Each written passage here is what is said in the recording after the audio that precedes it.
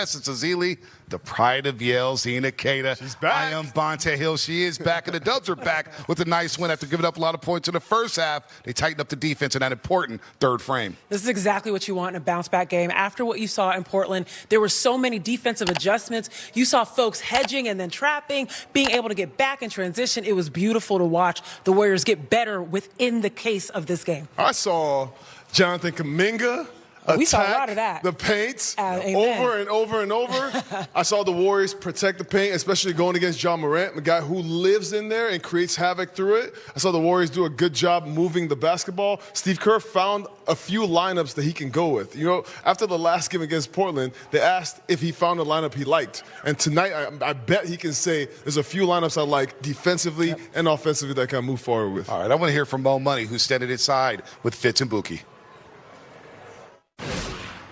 Quick turnaround tomorrow night against the Clippers, who the Warriors lost all 4 times to last season. But the Warriors are now 3-1, fueled by that monster third quarter. Remember, the Warriors were just up 4 at the half. And Memphis was doing whatever they wanted offensively. Do his thing, step back, and of course put shots up. But what I love most is what this third quarter showed, the diversification in scoring. When you end up with 4 players in 20 points, you don't have all of the burden be on Steph. You don't have all the burden be on Jimmy. You can find different options, as Moses was saying, and that third quarter really put that on display. What this game showed was the Warriors are one of the deepest teams in the West. And that's saying a lot, because there's a lot of teams with a lot of talent.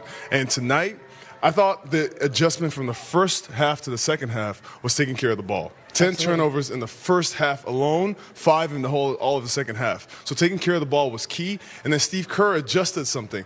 He said essentially Jimmy or Steph was going to be on the floor at all times. Yep. And so the adjustment was Draymond goes out a little early. He comes in with the second unit, and he's in with Steph and it's GP2 Moses Moody. Moses then catches fire because he's now playing with guys who are in rhythm, and then it just keeps multiplying from there. Jimmy was having a night. Jonathan Kuminga was having a night. Draymond up the intensity and the physicality. Steph has been having an incredible few games so far, 16 points, but you can feel his gravity the whole time because everybody else could eat off of his gravity. And one of the reasons you can do that is because you have connectivity players.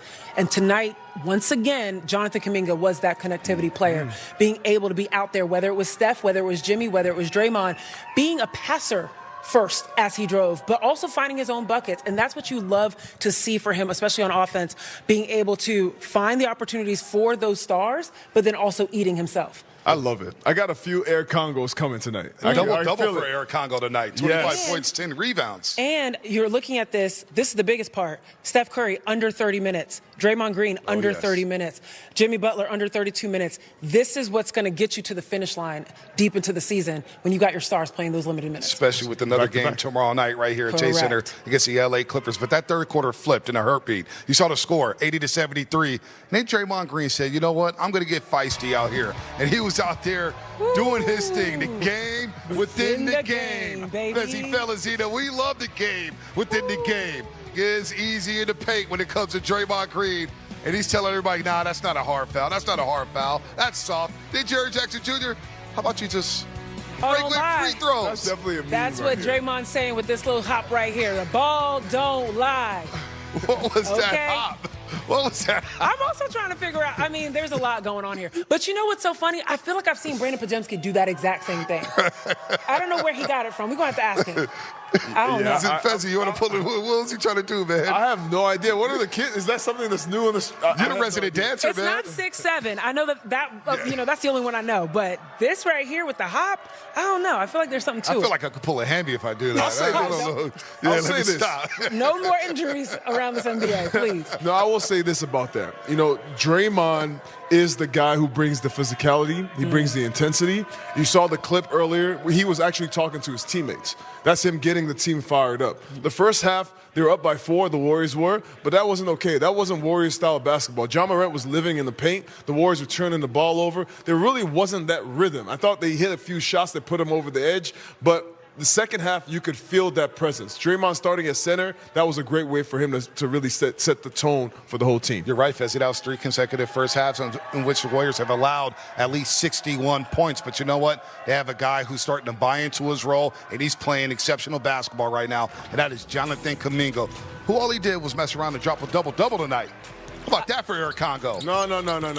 Not buy into his role, Bonte. JK is now the guy who they're running plays for, and guys are recognizing that they need this talent, the strength, the athleticism, the ability to get to the rim, all these things. When you have this, you have a chance, especially going against all these young legs. The Memphis Grizzlies have a lot of young guys on the floor, but JK's still the best athlete out there. I think there's a balance between buying into a role, being given a role, and then also taking a role. And I think Jonathan Kuminga is doing all three here and being able to do all the things that's being asked of him, whether it's getting to the glass and crashing the glass, whether it's passing the ball, making the right passes, right? It's not just about when he's scoring, it's about how he's scoring, when he's deciding to be aggressive to the basket, taking it on his own versus taking it on his own and finding his teammates in traffic. I mean, these are all the things that are indications that his maturity is there. And that's what you want to see out of JK. Well, we've seen when he plays at least 30 minutes, his numbers look like tonight. Yes. His sixth double-double of his career. He plays in 31 minutes and 33 seconds, but he goes 9 of 14 and doesn't settle for the three-point shot. Only 2 3-point attempts, but yet he gets to the free throw line as well because he's living in the paint. Goes to the free throw line 8 times, Fezzi. Yeah, he's playing his role, understanding that he is a mismatch no matter who you put on him. If you put a smaller guy who can match up with his quickness, he is big. If you put a bigger guy on him, he can get by him. These are things that he is starting to see, but also his teammates are seeing that. You've seen Steph set a ball screen for him. You saw GP2 set a ball screen for him tonight. As long as this system and the chemistry continues to build, the sky's the limit for this team. Zena, what I like, too, is he's defending the top guys on the opposing team. Luka night 1. We saw him against Jamal Murray and Aaron Gordon in night 2. How about tonight, starting off on Ja Morant? Yeah, and the thing about it is like these are really tough assignments. And these are some of these type of assignments that you're not expecting that person to not score at all. Yeah. But you're expecting that person to be slowed down, to have to score tough buckets. And that's exactly what Ja Morant had to do, other than when they were scoring in transition. Of course, that was the main issue. But yeah, I'm looking down at Jonathan Kuminga. It's the 3 offensive rebounds, 7 defensive rebounds, 10 rebounds. Remember last year we'd be like, if we can get 6 rebounds out of Jonathan Kuminga, that we know he's engaged, he's in it. 10 rebounds. This is what he's doing now naturally. And then 9 of 14. So efficient. Yep. And again, it's the choices that he's making, all based on what Fezzi says, because he knows whoever's in front of him, he can take. No doubt about that. And he's skying high for those boards on the glass there. JK, another solid night to start his 2025 season. How about Brandon Podziemski? We discussed his game in the pregame show. Maybe he's just getting off to a slow start, shooting 29.5% from the three-point line. But you know what?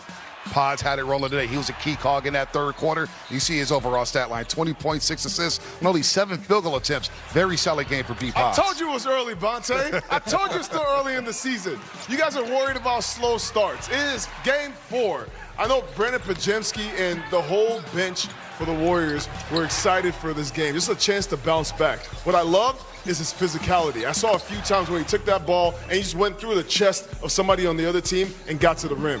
Those are things that I love to see, but also what's most important for your guard is to create plays for other people. I said in the pregame that I wanted to see what is Brandon Podziemski supposed to do out on the floor. What's his identity out on the floor? Well, he showed me. He was like, I can do it all. Okay, 5 of 7 from 3, being able to get into the paint. Now it's about consistency for Pods. Do this again. You've got another opportunity tomorrow night. What you say, you like the floater shot? I love the floater shot. I like to, get into the traffic, get into the teeth of the defense. This is what you need out of Pods. What about the steal early on when they went on the 7-0 run? Yes. They opened the game up. I love that you keep talking about defense now. I'm trying to hype you up, man. I'm trying to help you out. You guys are all talking offense. Comes back here and you start talking offense again, we're going to have a problem. Players in the nation before he decided to bet on himself, switch sports entirely, and chase a basketball dream.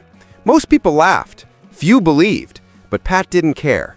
He transferred to Northwestern, worked like a rookie year. He's already making waves. When the two brothers locked eyes on that court, you could see it. The pride, the competitiveness, the joy. Every fan in that building knew they were witnessing something special. And Steph Curry, man, he lived that moment. The cameras caught him standing, pointing, hyping up Pat like it was a finals possession. You could hear him yell, "Let's go, Pat!" from across the court. It was pure, contagious joy, the kind of moment that makes even the toughest veteran smile. Now, let's zoom out for a second, because moments like this say something bigger about who the Warriors are this season.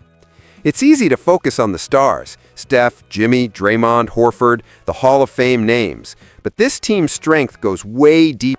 Two of the game's most respected shooters sharing the floor, wearing the same uniform, closing games together in Chase Center. That's not just a feel-good story, it's a legacy moment waiting to happen. Steve Kerr in his post-game press conference was glowing about the Spencer matchup. He said, "That's what makes the NBA special. You get moments like that. It's not just about stats and wins. It's about human stories. You could feel it in the arena. Everyone was happy for them." And he's right, because if you strip away the lights and the sponsorships, the money and the media, basketball at its core is still about connection, about competing with heart, about moments that stay with you long after the final buzzer. And Steph Curry is the emotional engine behind all of that. His enthusiasm for others, his love for the game, his leadership, that's what makes Golden State's locker room so unique. He celebrates every teammate, whether it's Jimmy Butler dropping 30, Kuminga showing growth, or a player like Pat Spencer fulfilling a lifelong dream. Now here's what makes this moment even more powerful. The Warriors are rolling. They've started the season 2-0 with wins over the Lakers and Nuggets, two of the West's most dangerous squads. Curry looks ageless, averaging over 35 points through 2 games. Jimmy Butler is playing his best basketball in years, attacking downhill and getting to the free throw line like a man possessed. Draymond Green looks rejuvenated, orchestrating the defense and running the second unit like vintage 2016 Draymond Green. But it's the energy from players like Pat Spencer that's setting the tone. You can see it on the bench, the handshakes, the smiles, the laughter. This team loves playing together. And in a league where chemistry often breaks teams before injuries or talent do, the Warriors look united, dangerous, alive. Pat Spencer's story alone could inspire a movie. The love Steph Curry showed him last night encapsulates what makes this team so magnetic. They're not just chasing wins, they're chasing meaning. The Spencer brothers will meet again,